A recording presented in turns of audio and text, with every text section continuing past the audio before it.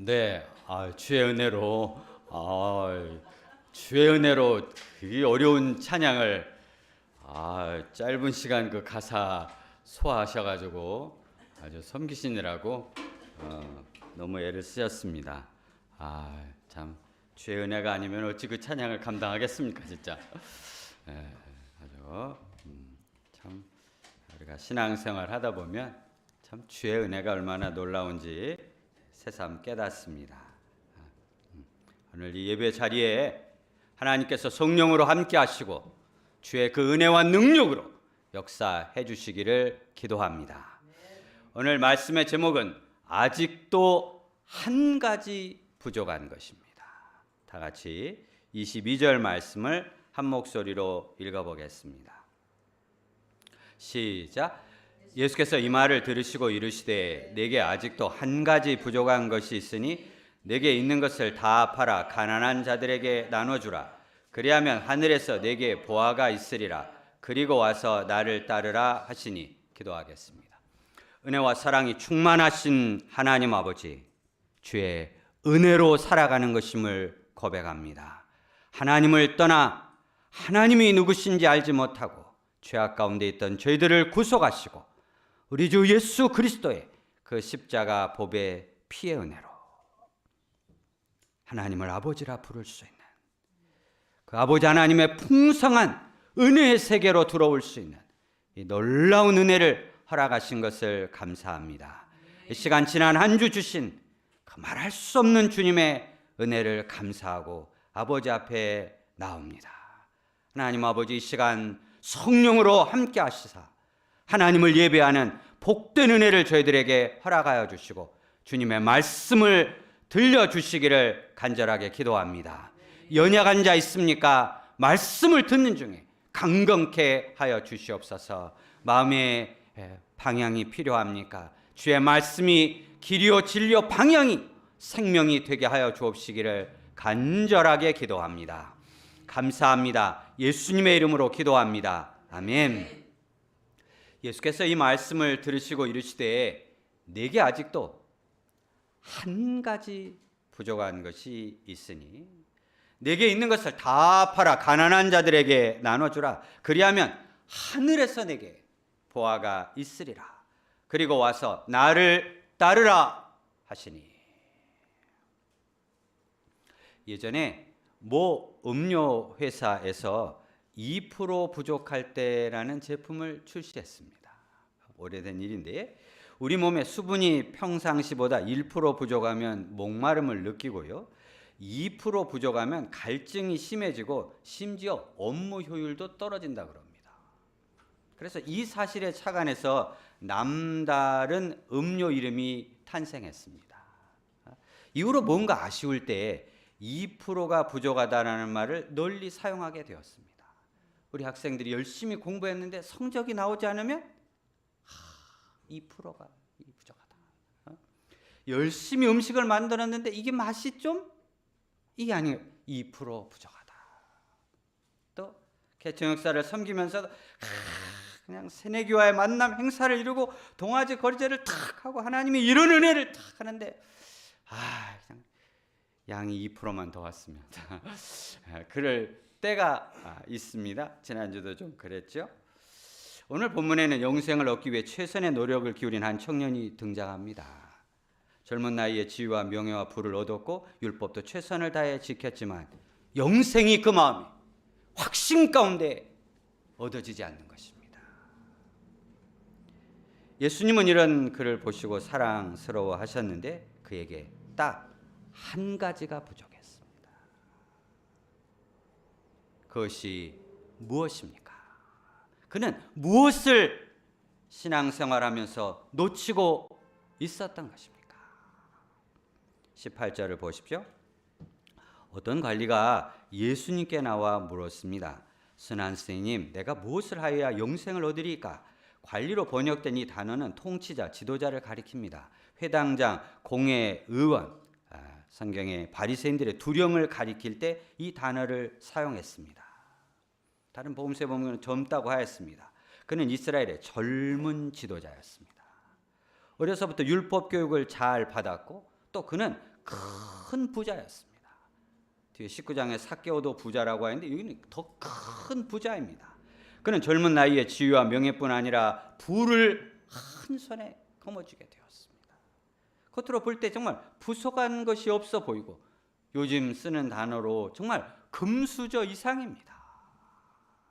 이런 그가 뜻밖의 질문을 했습니다. 다른 복음서에 보면 길가에서 무릎을 꿇고 질문을 했습니다. 선한 선생님이여, 내가 무엇을 하여야 영생을 얻으리까? 영생은 하나님 안에 있는 영원한 생명이죠. 이는 단순히 오래 사는 생명이 아닙니다.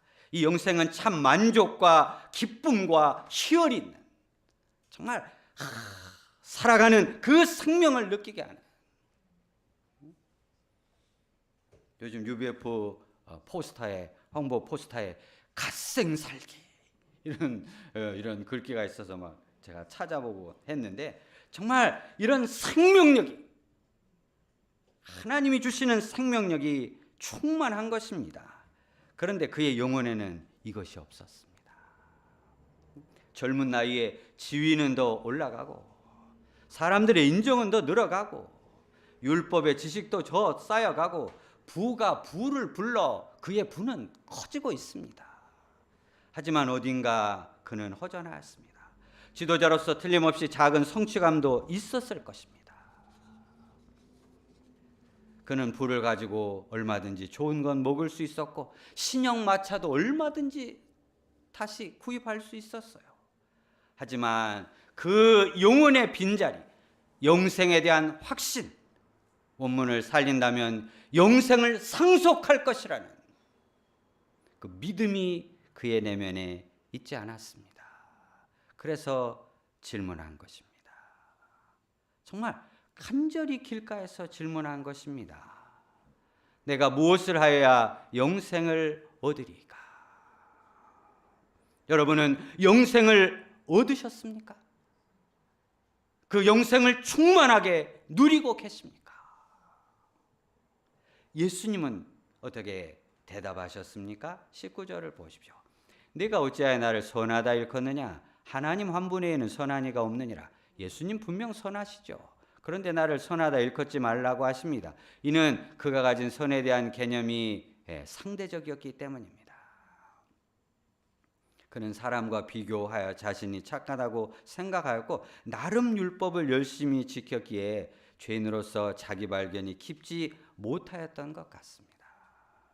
예수님은 선의 기준은 오직 하나님 한 분뿐이심을 가르쳐 주십니다. 이분이 영생을 가지고 계십니다.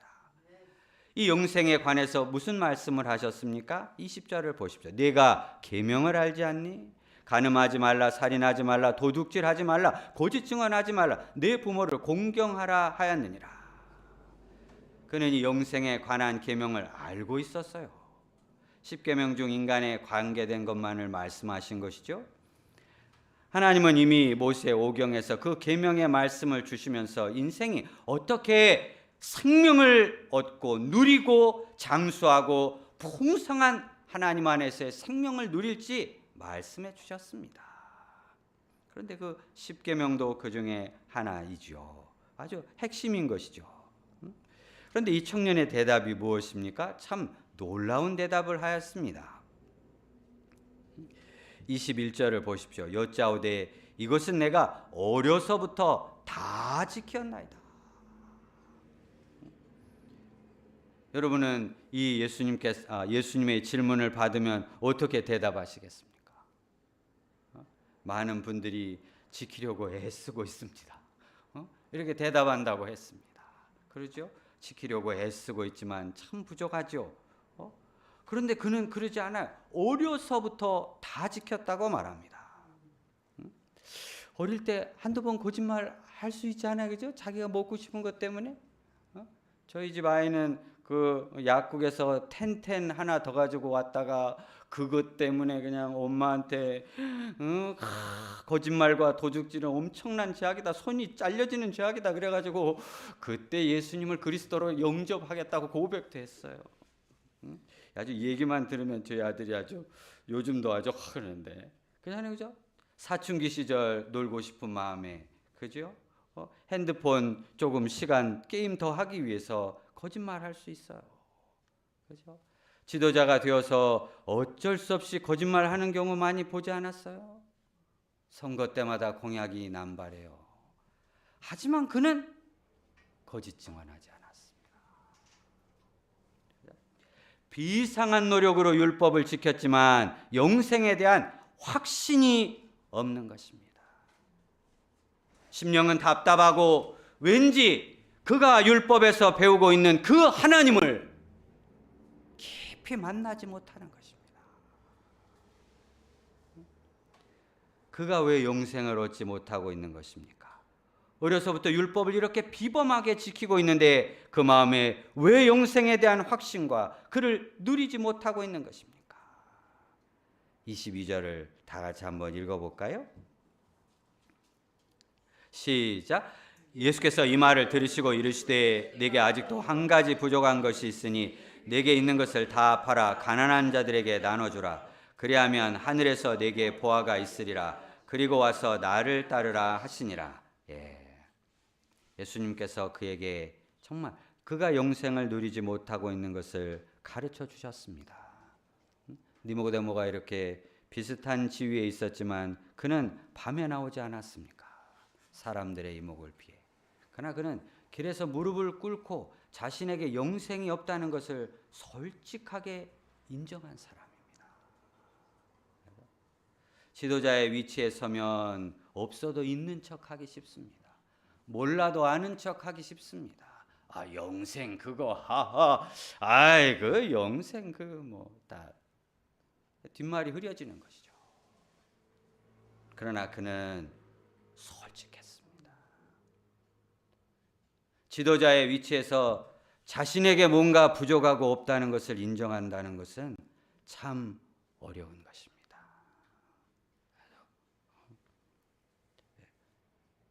양일 때, 목동일 때, 목자일 때, 이제 책임 목자가 되고 오랜 시간이 지나고 나니 참 없는 것을 인정하기가 쉽지 않습니다.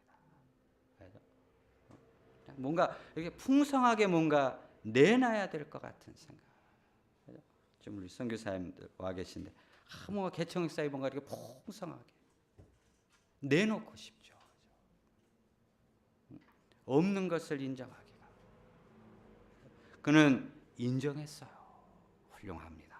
그러기에 예수님께서 그에게 아주 그를 사랑하시며 그의 내면의 문제를 아시기에 분명하게 말씀해 주셨습니다.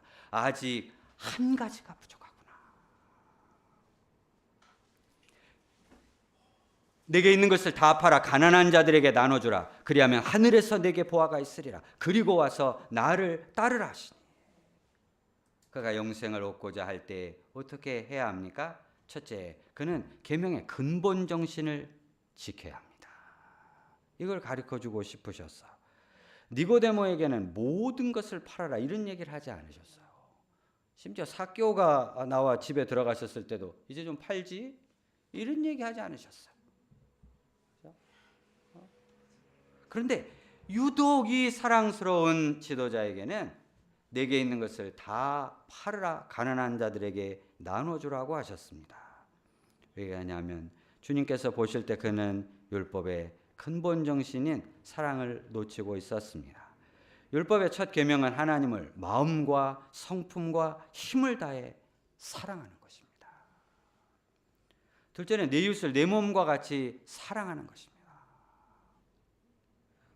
곧 전인격을 다해서 어떻게 표현할 방법이 없어 마음과 성품과 힘을 나중에 신약에서는 예수님은 뜻까지 그걸 포함하셨는데 정말 올 쏟아부어서 하나님을 뜨겁게 사랑하는 데서 율법은 지켜지는 것입니다. 율법을 재해석해 준 신명기 말씀에서도 모세가 율법을 다 해석하고 30절에도 보면 보라 내가 오늘 생명과 복과 사망과 화를 내 앞에 두었노니 곧 내가 오늘 네게 명하여 네 하나님 여호와를 사랑하고 하나님을 사랑하라는 것이 반복되고 있습니다. 그리고 모든 길로 행하며 그의 명령과 규례와 법도를 지키는 것입니다. 그러면 내가 생존하여 번성할 것이고 네 하나님 여호와께서 내가 가서 차지할 땅에서 내게 복을 주실 것임이라 계속해서 반복하여 말씀합니다. 하나님을 사랑하기 위해서, 전인적으로 사랑하기 위해서는 희생과 헌신이 필요하죠. 올로 사랑을 해야 되니까. 그죠? 그런데 그는 물질을 사랑하는 마음 때문에 올로 사랑할 수 없었어. 부부가 결혼을 했는데 올로 사랑을 해야 거기에 사랑과 뜨거움과 기쁨이 있지. 사랑을 하는데 적당히 내가 너를 사랑하는데 다른 분도 조금 사랑하거든요. 그 사랑이 나누어진다면 그 안에 기쁨과 희열이 있겠습니까? 그는 율법을 지키긴 하지만 모든 것을 다해 하나님을 사랑하고 이웃을 사랑하는 법을 알지 못하였습니다. 그는 자기 수준에서 이런 그에게 재물을 다 팔아 가난한 자들에게 주라고 말씀하셨습니다. 하나님을 전인격적으로 사랑하지 않을 때 그에게 영생의 확신과 기쁨이 없었던 것입니다. 둘째는 세상 재물의 소망을 끊고 하늘 보화에 소망을 두도록 도와주셨습니다. 영생을 간구하고 있습니다.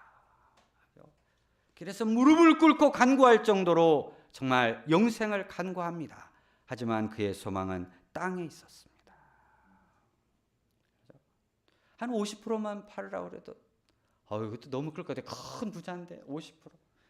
광식 목장 한 몇 프로 정도만 팔 수 있었을까요? 또 저렇게 또 리얼하게 또 리얼하게 또 그래 저희들은 참 좀 팔기가 그래도 괜찮아요, 그죠? 예수님께서 한 30% 팔면 어떻게? 그것도 쉽지는 않았을 것 같아요. 그런데 100%를 팔라고 그러십니다. 한 1% 남겨두면 1% 쉽지 않았을 것 같아요. 그런데 예수님 하여간 1%도 남기지 아니하고 100%를 팔라고 하십니다. 주님께서 아셨습니다. 그것이 그의 발목을 잡을 것을 아셨습니다. 아주 오래전 일이죠. 제가 몇 번 말씀드려요. 저희 후배 스텝 목사님 인턴 생활할 때 아르바이트해서 본 돈을 예전 종로센터 지어지기 전에 그 지하실에 그 은행을 가지 못해서 급하게 수양회를 가니라고 그 책 안에다 꽂아놓고 수양회를 간 거죠. 그죠? 그가 갔다 와서 하나님 앞에 회개하는 소감 제가 말씀드렸잖아요. 말씀이 하나도 들려오질 않다.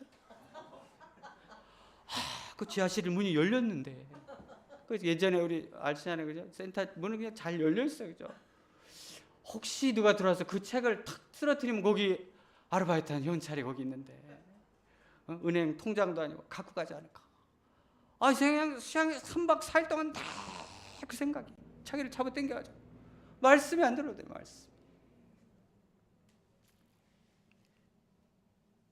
그는 재물에 대한 그 사랑, 욕심, 세상 보화에 대한 그 집착 때문에 하늘 보화를 보지 못하였습니다.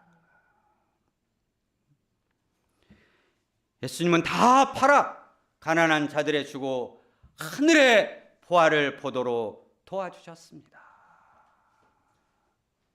세상의 물질이 하나님의 복인데 그것이 발목을 잡을 때가 있습니다. 셋째, 무엇보다 예수님을 따르도록 방향을 주셨습니다. 그리하고 나를 따르라. 영생과 그 모든 보화는 예수 그리스도 안에 충만히 있는 줄로 믿습니다. 생명과 기쁨과 비전과 영생과 행복과 정말 오늘날 모든 사람들이 추구하고 있는 것은 사실 예수님 안에 있습니다. 지혜와 지식의 그 모든 보화가 예수님 안에 있죠. 이 예수님을 따르며 이 예수님을 배울 때, 이 예수님을 알아나갈 때 거기에 영생의 기쁨이 있습니다. 예수님은 부자 청년에게 영생을 얻는 분명한 길을 제시해 주셨어. 그런데 그의 반응이 어떠합니까? 23절입니다. 그 사람이 큰 부자이므로 이 말씀을 듣고 심히 근심하더라.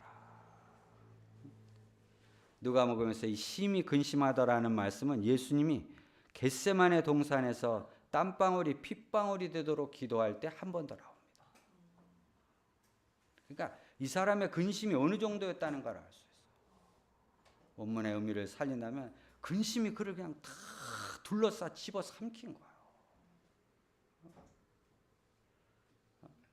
그냥 어떻게 표현할까요? 정말 그 말씀을 그냥 어찌할 바를 모르고 근심을 하는 거예요. 놓을 수도 없고 안 놓을 수도 없고 막 이 사이에서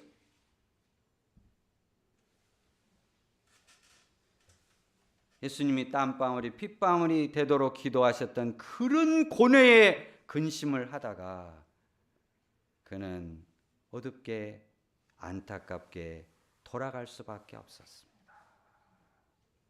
참 이 사랑스러운 사람이 안타깝죠.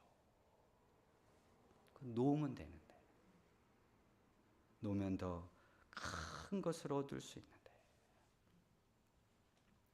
전에 원숭이를 그 잡는 분들의 이야기를 해주었습니다.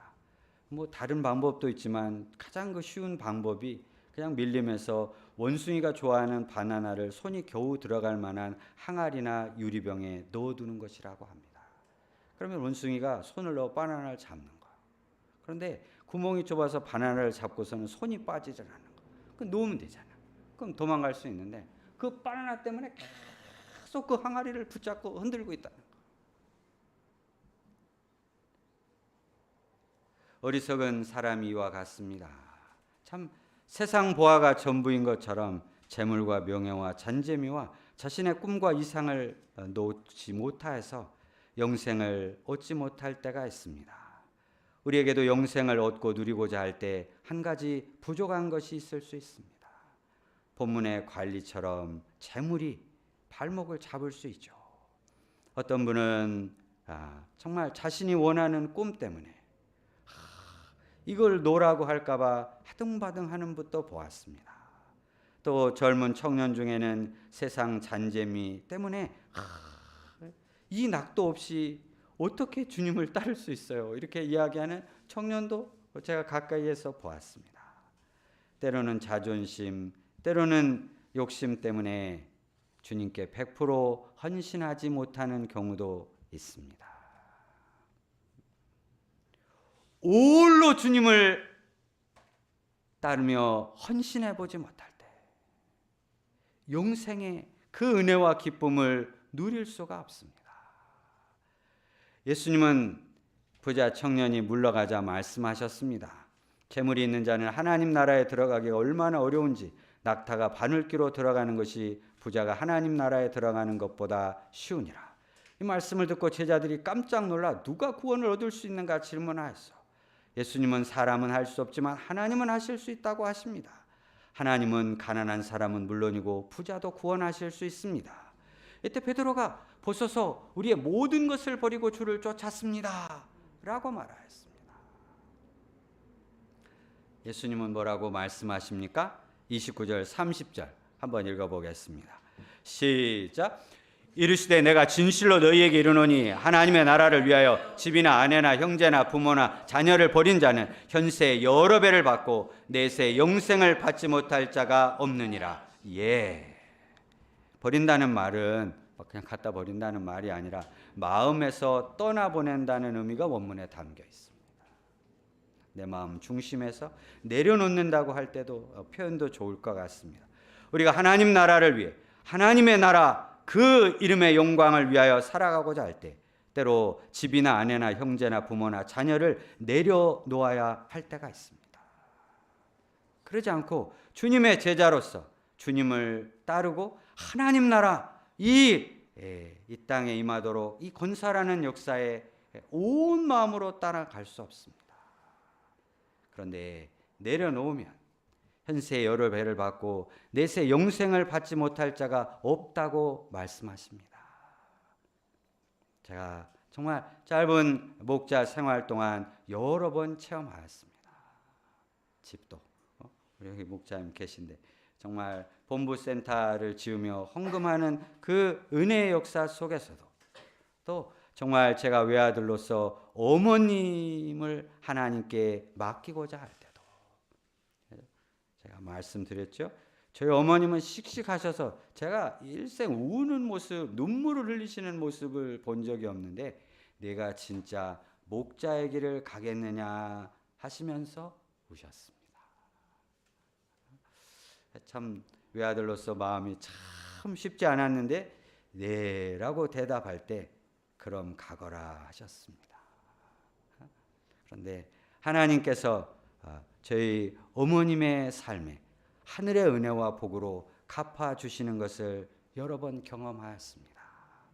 저혈당 쇼크로 여러 번 쓰러지셨지만 하나님께서 정말 기이한 방법으로 때마다 그 생명을 구원하시는, 꼭 쓰러지실 때 새벽 기도 전이라 목사님, 사모님이 오셔서 문을 두드리고 발견하시고, 큰 이모님이 연세가 많으신데 저희 집에 오셨다가 얘 너 왜 안 일어나냐 하시고 또 발견하시고, 심지어는 길에서 쓰러지는데 청년이 사탕을 입에다 물어주는, 청년이 사탕 가지고 다니기가 쉽지가 않잖아요. 약속하십니다. 하나님의 나라를 위하여 집이나 아내나 형제나 부모나 자녀를 버린 자는 현세의 여러 배를 받고 내세 영생을 받지 못할 자가 없느니라. 아멘. 주님께서도 이 길을 가십니다. 31절 이하에 보면 예루살렘에 올라가 선지자들을 통하여 기록한 모든 것, 곧 인생들을 구원하는 일을, 영생을 주는 일을 이루고자 하십니다. 이 일은 인자가 이방인들에게 넘겨져 희롱을 당하고 능욕을 당하고 침뱉음을 당하고 이방인들이 채찍질하고 예수님을 죽일 것입니다. 하지만 3일 만에 살아나셔서 죽음을 파하시고 인생들에게 영원한 생명을 선물로 주실 것입니다. 그런데 이것이 감춰져 있습니다. 제자들이 깨닫지를 못합니다. 그런데 이를 깨닫는 분이 있습니다. 누가 알아보였습니까? 35절입니다. 같이 한번 읽어볼까요? 35절 이하에 보면 여리고로 갈 때 한 맹인이 구걸하다가 나사렛 예수가 지나가신다 함을 듣고 소리 지르죠. 38절 한번 외쳐볼까요? 시작. 맹인이 외쳐 이르되 다윗의 자손 예수여 나를 불쌍히 여기소서 하거늘, 예, 다윗의 자손 예수여 나를 불쌍히 여기소서. 다윗의 자손이라는 말 이제 처음 나옵니다. 메시아의 별칭이죠. 그는 구걸하는 맹인이었지만 예수님을 알아보았습니다. 사람들이 조용히 하도록 그를 꾸짖었지만 더욱 크게 나를 불쌍히 여겨달라고 소리 질렀습니다. 예수님께서 머물러 서셨습니다. 그리고 내게 무엇하여 주기를 원하느냐고 물으셨죠. 우리 결론으로 41, 42절 한번 읽어볼까요? 시작. 내게 무엇을 하여 주기를 원하느냐 이르되 주여 보기를 원하나이다. 예수께서 그에게 이르시되 보라 내 믿음이 너를 구원하였느니라 하시니라. 예, 보기를 원합니다. 시각 장애인이 보기를 원하는 것 당연한 것 같지만 결코 당연한 일이 아닙니다. 믿음이 없다면 구할 수 없습니다. 오늘 예수님께서 여러분에게 내게 무엇하여 주기를 원하느냐 라고 질문하실 때 무엇을 강구하시겠습니까? 정말 믿음이 있어야만 주변적인 것이 아니라 근본적인 것을 간구할 수 있죠. 그는 눈을 떴습니다. 그리고 보게 되어 하나님께 영광을 돌리며 예수님을 따랐습니다. 그는 영의 눈을 뜬 것이죠.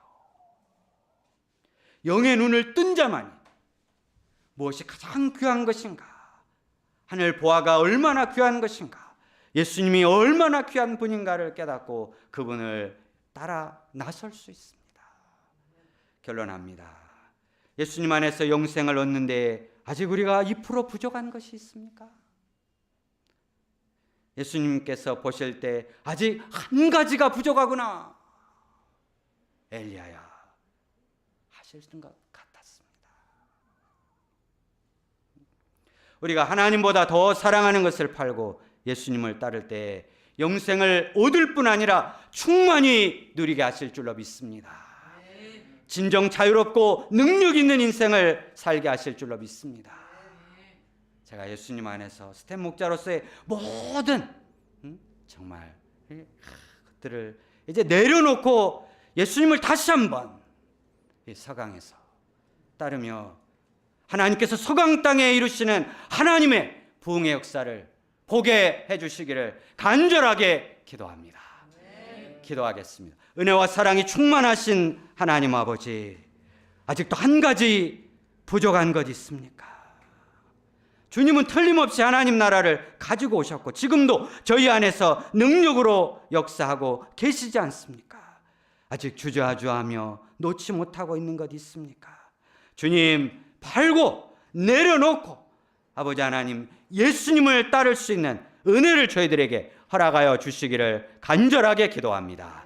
감사합니다. 예수님의 이름으로 기도합니다. 아멘. 찬양하겠습니다.